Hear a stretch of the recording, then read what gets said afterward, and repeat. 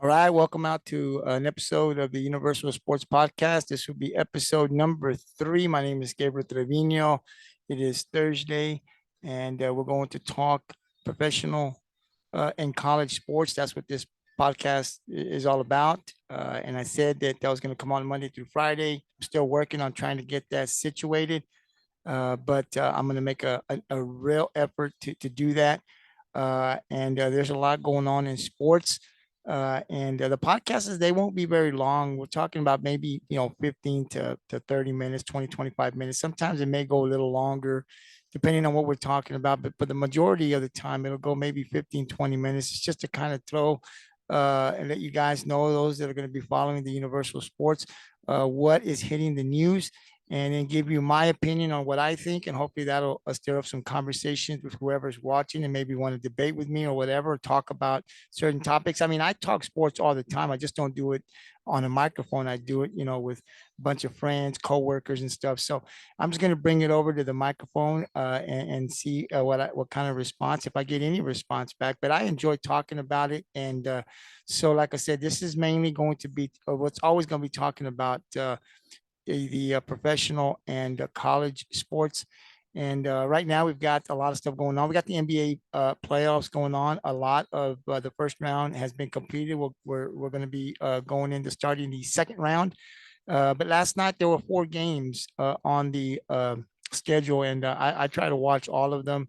The first one that I was checking out, that we'll talk about, the New York Knicks, Cleveland Cavaliers. Before the series started, I thought this was going to go 7. I was really disappointed in Cleveland's performance and their effort. I think they're better, a little bit better than New York. I thought that they just didn't give out effort the last 2 games. But a lot of credit to the New York Knicks, right? And the way they played. I mean, they've been hungry out there for a playoff series win. They get one. They signed Jalen Brunson. What a pickup for New York, and what a loss for the Dallas Mavericks, right? Because Jalen Brunson, I mean, he showed last year he can ball out, and he's definitely doing that for New York. They do get the win. This was game 5. New York was up 3-1. And they get the win in Cleveland, 106-95. And really, if you looked at that game, and I was just kind of catching bits of it, New York was really, I thought they were going to win. I mean, Cleveland made a little comeback, right? But overall, man, I didn't think they played like I thought they were capable of playing. But again, you credit the New York Knicks for the way they played in this series. Now they're going on to the second round. It's going to be very interesting. They're going to take on, well, we'll talk about the opponent they're going to take on in just a minute. But congratulations to the New York Knicks. I'm personally not a Knicks fan, but definitely they've been desperate to try to win a series. And yeah, I think this team could possibly go on and win the second series, and we'll talk about that. But they get the 4-1 series win over the Cleveland Cavaliers, 106-95 last night, to advance to the second round. I mean, what happens to Cleveland? Still a really young team. That's why they brought Donovan Mitchell over uh, uh, for that veteran leadership. Now, they did really good in the season, but they just didn't play, I think, the way that I thought that they would be playing. And so we'll see what happens from here. Still a very young team, Cleveland. I thought they had a great season. I anticipate this team is going to get better, but definitely the performance in the first round of the playoffs was not what I thought it was going to be. So we'll see what they do next year. The next game we'll talk about, the Los Angeles Lakers and the Memphis Grizzlies. The Grizzlies had to play desperate ball. They were down. If they lost this game at home, they were going home. And they played. They came out to play. They get the win 116-99 they're still down in the series, but they 3-2 going back to LA. And what's going to be interesting is, I thought LeBron didn't play great. Anthony Davis played good, but LeBron did not play great. If you look at the box scores from last night's game, Anthony Davis for the Lakers, 31 points, man. I mean, you can't play any better than he did. LeBron James just had 15 points. Austin Reeves, 17. D'Angelo Russell had 11, but their bench was really non-existent. They really didn't get anything from their bench as far as double digits, and I think that was the reason why they lost. But LeBron didn't play well, and I think when when that happens and LeBron doesn't play well, and I heard some people today talking because I listen to satellite radio and what other analysts have to say, NBA analysts, and they were kind of talking about LeBron wasn't feeling it and so forth and so on, and I can kind of understand a little bit because he's up in age, but Memphis's win and the way I saw John Morant play. If you look at their points, I mean, they get Jackson gets 18. John Morant had 31. Bain 33. This is a young team, right? So they got confidence now going to LA. Now I'm going to take the Los Angeles Lakers to win Game 6 because I think LeBron obviously he's going to play better in that game than he did in this last game, right, in Memphis. So I expect LeBron to hit 30 plus points. The question would be, how's Anthony Davis going to come out and play? And the rest of those role players, they are playing in LA. And I think they'll all play better. Like I said, I think LeBron will play better. I hope Anthony Davis plays better for the sake of the Los Angeles Lakers. But the confidence now, if you're Memphis, right, we won this game. They played great from beginning to end. Now, can they get Bain to perform the way that he performed at home? I don't know, um, but I think that Memphis has an opportunity here. I wouldn't just blow them out completely. Now, they have to win the 2 games, but if they win in LA, if they somehow get the 1-point win in LA, they're not going to lose, I don't think, in Memphis. And then, LeBron and these guys that are older, Anthony, they got to travel back now to Memphis, which I don't think they want to do. So for LA, I think they lost a golden opportunity to really beat Memphis, a team that going into this game, I think I lost some confidence, right? LA had really been blowing them out. They get a win at home. You can say whatever. I think it's a confidence builder for these guys. John Morant can go out for 50 in next game if he's feeling it. I mean, we've seen him play like that. So if he can, if he plays good, gets that 40, 50-point game, and then he gets, some of these guys to come out and play better, some of these role guys, I mean, they could potentially come out with a win here. And if it goes to a Game 7 and comes back to Memphis, Memphis isn't losing that game. So for Los Angeles, I think they've got to come out and win this game. This is a must win for LeBron and the Lakers. I don't think they can lose, man. So we'll see what happens. But LeBron just didn't have it, and maybe he knew that. I heard him saying that he didn't have it, and he just said, I don't have it tonight. Kind of let the game go, and he'll get ready for Game 6, and he better be ready because if he loses that game, Memphis will go to the second round. So I'm going to predict that the Lakers are going to win right off here. I just think the Lakers they're at home. I anticipate the role players are going to play better, Reeves and those guys. But my question is Anthony Davis. They wasted an opportunity. He had 30 plus points and they couldn't get the win. So will Anthony Davis come out and have another big night? We'll see. But definitely Memphis stays alive for at least a Game 6. It'll be played back in Los Angeles. We'll talk more about that tomorrow on the podcast. And then, of course, you had, and this was surprising to me, right? The Miami Heat get the win over the Milwaukee Bucks. Miami now wins the series. Another big night for Jimmy Butler. I mean, I just, I've got a lot of questions after this game. I wanted Milwaukee. That was my team to get to the finals and win another championship. That is not going to happen. Very disappointing to see them being ousted in the first round of the playoffs as a number 1 seed. But if you look at Jimmy Butler, man, 42 points, Bam Adebayo, 20, Vincent, 22, Kevin Love added 15. Kyle Lowry had 10 off the bench. I mean, man, those guys came to play, man. And I thought, we got another game. I mean, I thought that maybe they wouldn't play and Jimmy Butler would not have the big night. But again, he has another big night, right? If you look at Milwaukee and you look at the way they played, Giannis, 38 points, Chris Middleton, 33, Brook Lopez, 18, Drew Holiday, 16. And outside of that, usually you would think that would be enough for them to win, right? But it was not. They just couldn't stop Jimmy Butler.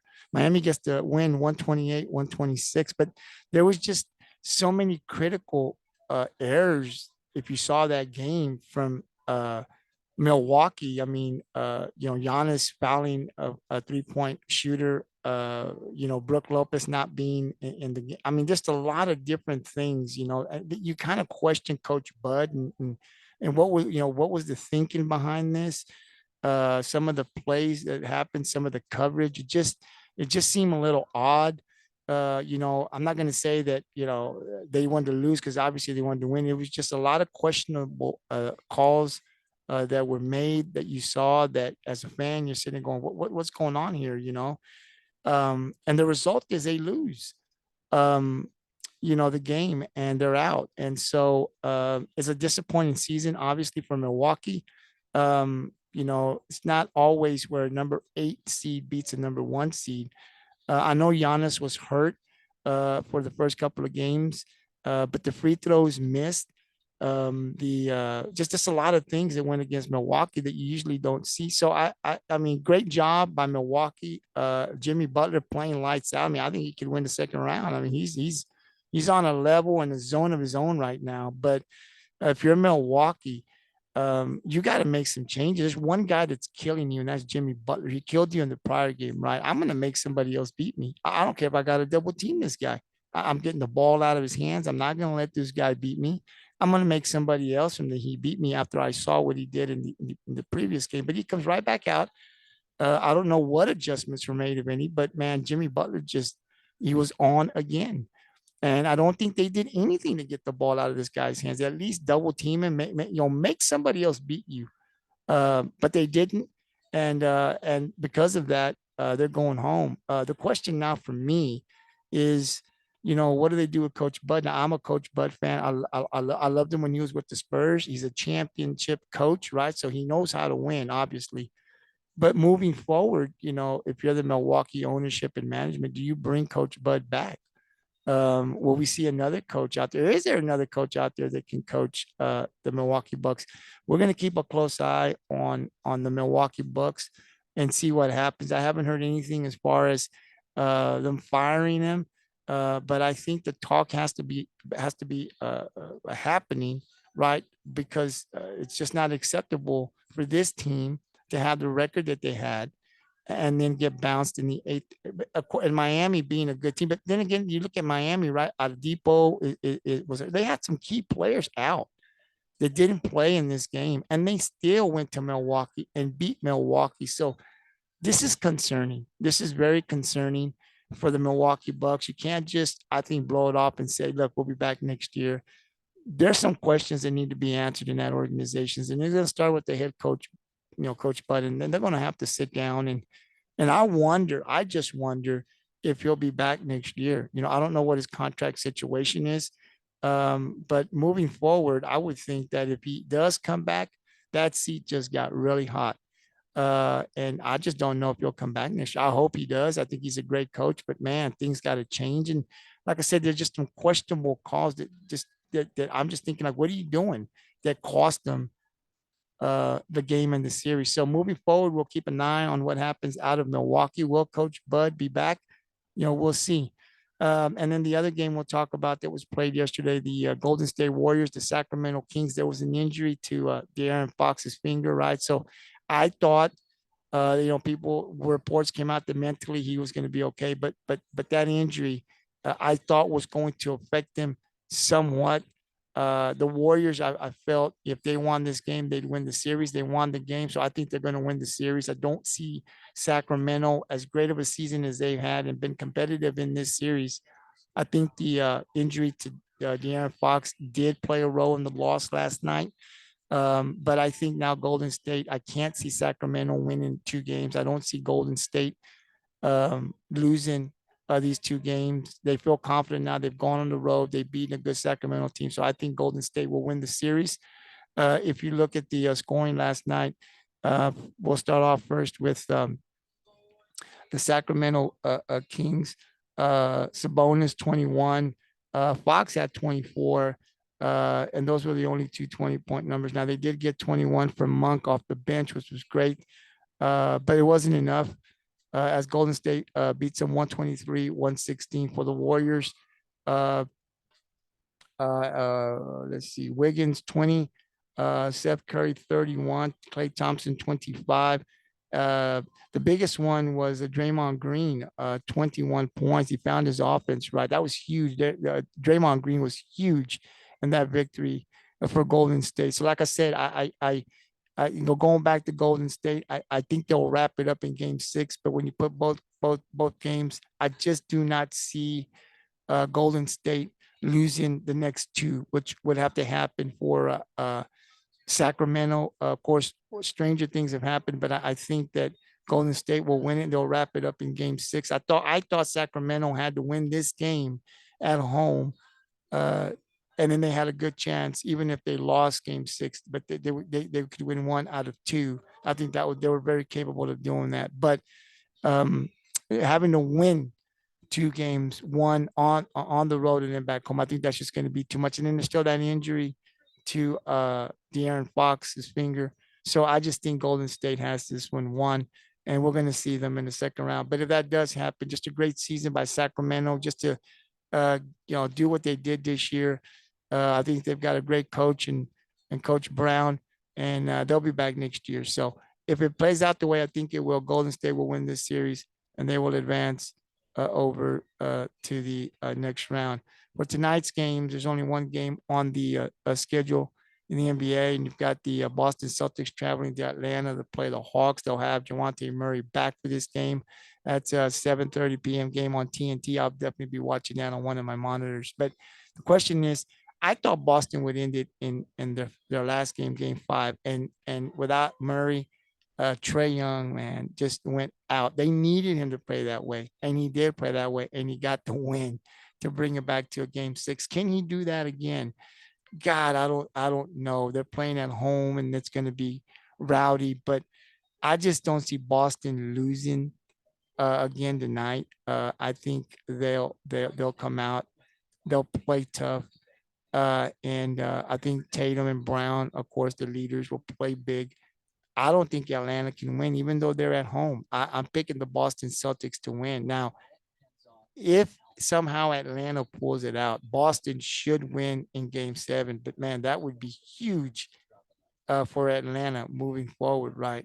To have taken this team, because I think Boston is a lot better than Atlanta to a Game 7. But I really believe that they're just not going to have the energy for 4 quarters. I think you're going to see a better Boston team play tonight, and I think the Celtics will win the game in Atlanta.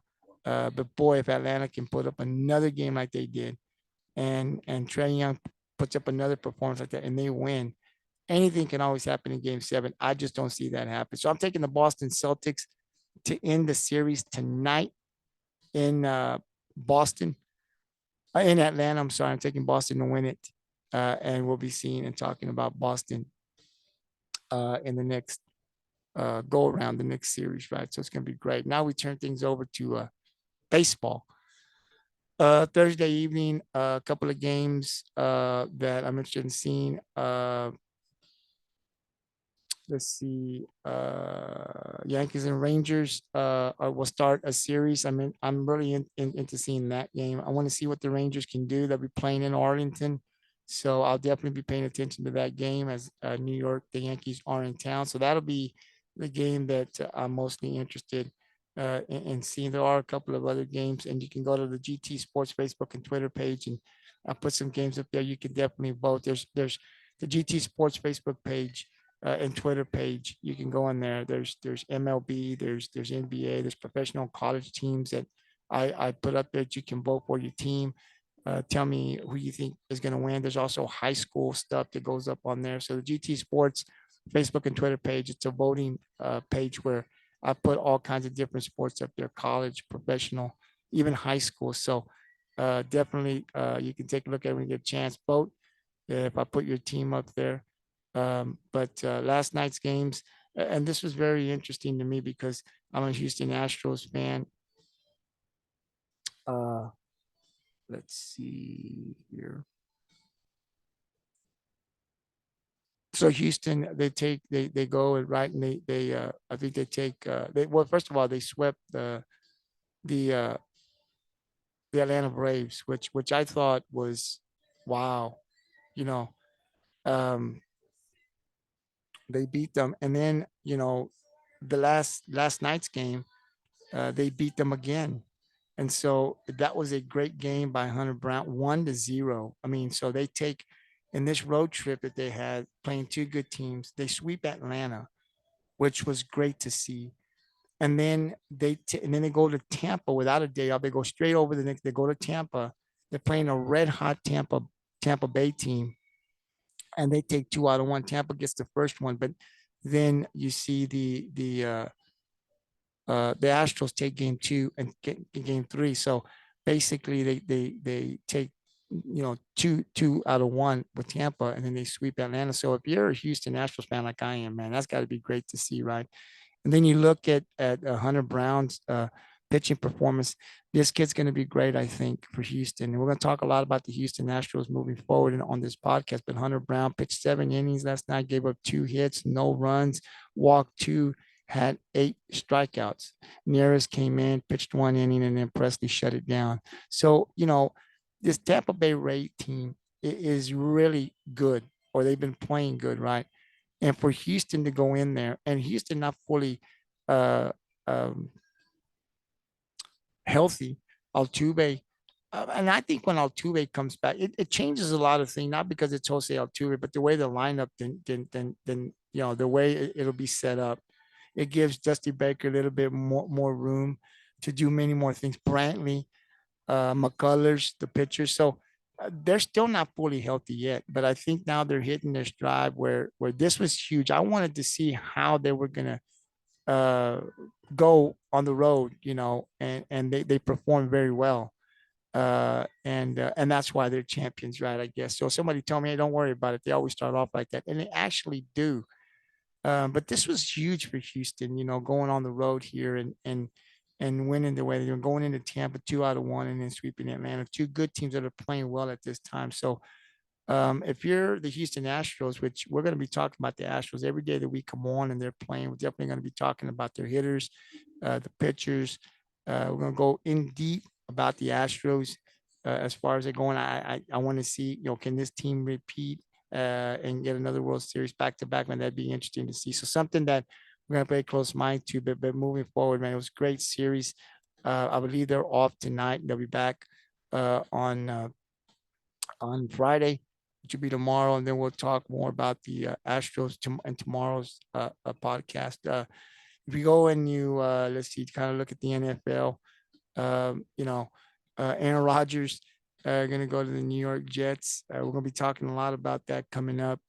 I think that's a good move for the Jets. Everybody talks about how good and talented this team is. Their defense, they've got a great running back. They've got we hear people talk about the Jets. They just basically, it seems like they just lack the quarterback. And if they get a quarterback, they're going to be in the playoffs. They're going to do some amazing things because everything else fits, right? And I mean, they got Aaron Rodgers, and Aaron can still play.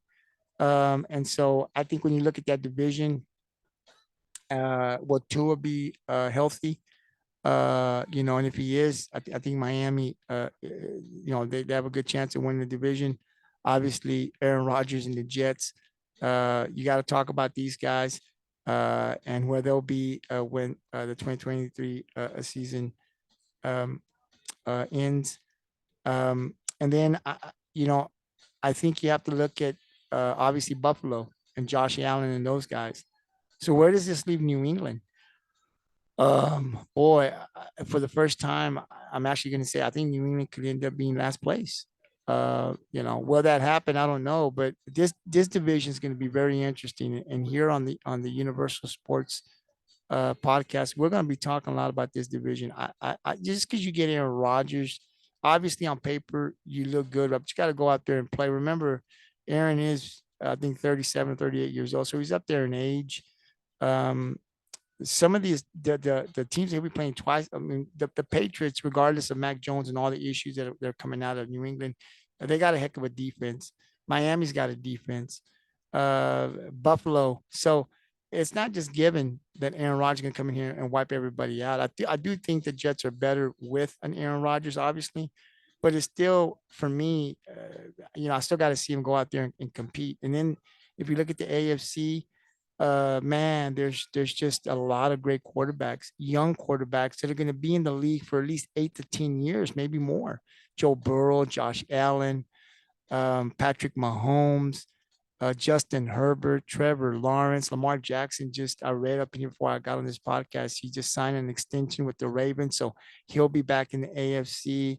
Deshaun Watson with Cleveland will be back, and then you got to wonder, what else is going to happen. I mean, we got the NFL draft tonight. I got one monitor already set. I've been listening all day to what they're talking about, and who is Houston going to take, and the number 2 pick. I mean, are they going to take a quarterback? Are they going to take a defensive guy? I mean, there's just all kinds of stuff going on tonight, right? With the game, the playoff game, some other stuff going on that I'm going to be in tune in, and then of course the NFL draft. Like I said, I got one monitor just checking that out. So I think Aaron Rodgers got his work cut out for him. I mean, I think Aaron coming to the AFC just makes it that much better with the quarterbacks that I mentioned that are already there. Boy, this gets really, really good with all these quarterbacks.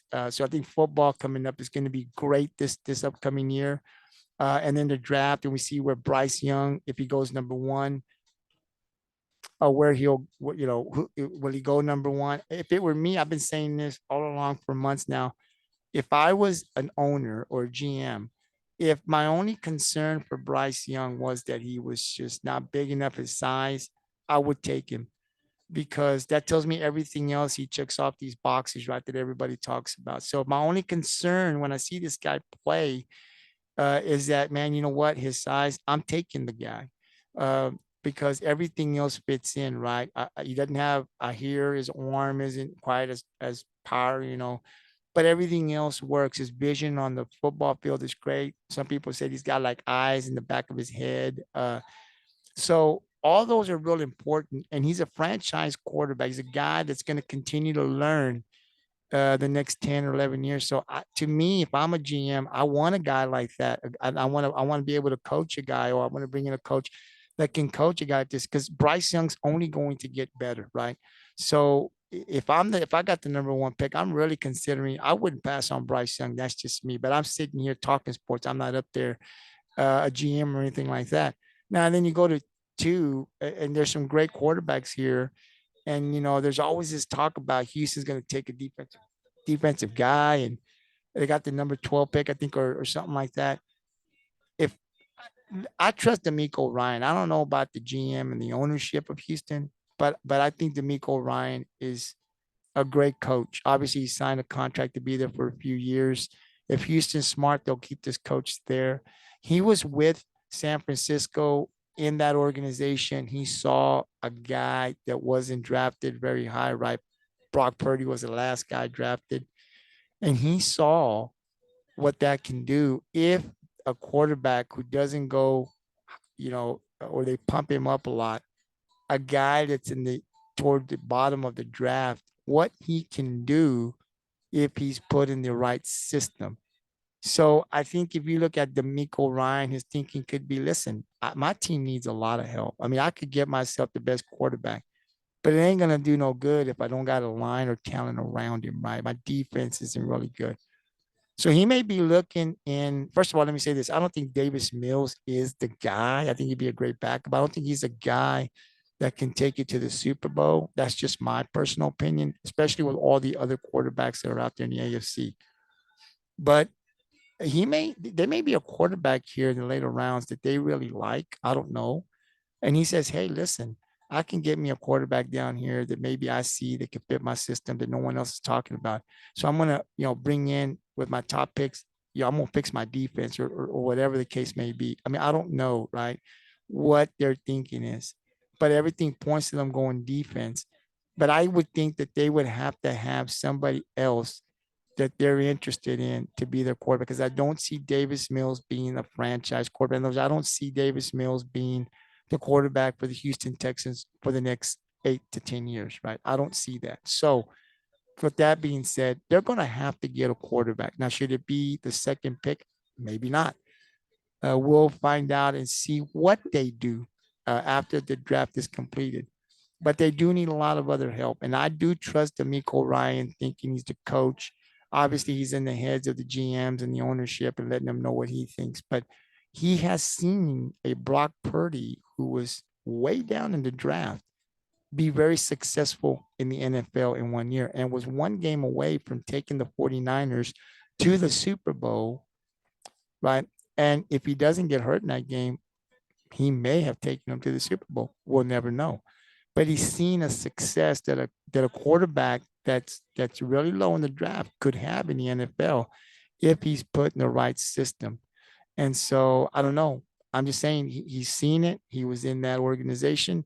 So he may have a quarterback that he knows. If a quarterback can play, maybe in the third, fourth round, but he fits your system, or you think it's a quarterback that can fit your system, and maybe that's what he'll do. And he'll get these top picks, and he'll fix his defense, or he'll put talent around this quarterback. Because I think if you can get quarterbacks in the third, fourth round that can play, right. If you've got talent around him, great offensive line, and you put that talent around him, and he's coachable, I mean, you can win a Super Bowl like that. I mean, I've seen in the past where you've had number one, number two picks, quarterbacks that were great in college, and they didn't do nothing in the NFL. They're not even playing. They didn't even play 5 years in the NFL. So, with all that being said, I think it's a chance. But D'Amico Ryan, I think, has seen something. If he does not take a quarterback with pick number 2 or their next pick, then he's got to have something up his sleeve. Because, like I said, I personally do not see Davis Mills being the franchise quarterback. I don't see Davis Mills, and I could be wrong, but I don't think I am. I don't see Davis Mills coaching the Houston Texans for the next 10 years. Of course, we'll see what happens. That's why they didn't draft. They had the NFL draft, so it's gonna be very interesting. I'll have my other monitor checking that out all night and seeing which way they go. But I do believe somewhere down the line, I think the Texans have to get a quarterback. I just don't think they can stay with this guy. But we'll see what happens tonight. And then Friday and Saturday as the draft goes all the way till Saturday night. So we'll see what happens. And then there's the Dallas Cowboys picking at number 26. Where would they go? The defense is good. I mean, they went out and got Brandon Cooks from the Texans, which will help them up a little bit with what they already have, CD Lamb and those guys. And then, of course, Gilmore. He's a little older now. We'll see what happens with the defense. So they've upgraded a little bit, but then there's Tony Pollard. They don't have Zeke Elliott no more. So there's been questions about Pollard. Can he work? Can he take a full season, a load, and be that back that the Cowboys need? They want to run the ball more. Would Pollard do them? He's coming off of an injury, so I don't know. Bijan Robinson's out there from Texas at 26. I think that might be a good pick for the Dallas Cowboys. Whatever they need to do to go out and get him. Because listen, if you're betting on, and I know that Mike McCarthy is going to be calling the plays now, and they fired Kellen Moore. And listen, I don't know if the issues that the Cowboys had and all this stuff with Dak is all on Kellen Moore. I mean, obviously there was he is the offensive coordinator, and you got to take the blame, but McCarthy's the coach also. So we're going to see now moving forward next year if McCarthy now calling the plays is going to make any bit of a difference. I don't know. I'm not going to say yes or no until I see a couple of games next year. But they got more issues, right? And I think that the way the Cowboys are going to win is you're not going to win by putting the ball in Dak's hands and throwing it 30, 40 times. It's just Dak's not that quarterback. He needs some help.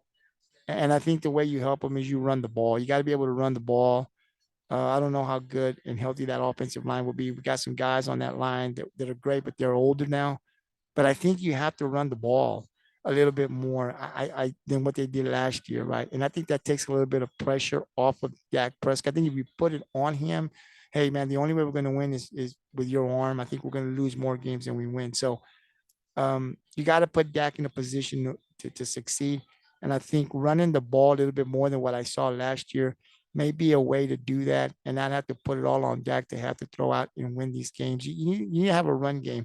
Now, I know in this day and age, running backs aren't as valued as they were back in the day when I was in school, but they're still valuable enough to win you games when you need them and keep drives alive when you need them. So Bijan Robinson is a guy I think that if you're the Dallas Cowboys, you really got to be considering taking these guys, because if you just stick with Pollard, I don't know what that injury he's had if he can sustain. We've never seen him having to do it. He picked up a bigger load this last year, but we've really never seen him have to play a full season. And with this injury, it just kind of it's a little questionable. So if Bijan Robinson is somebody that you could go out and get, maybe move up, whatever you got to do, but somebody that you think you know he might be somebody that you need moving forward.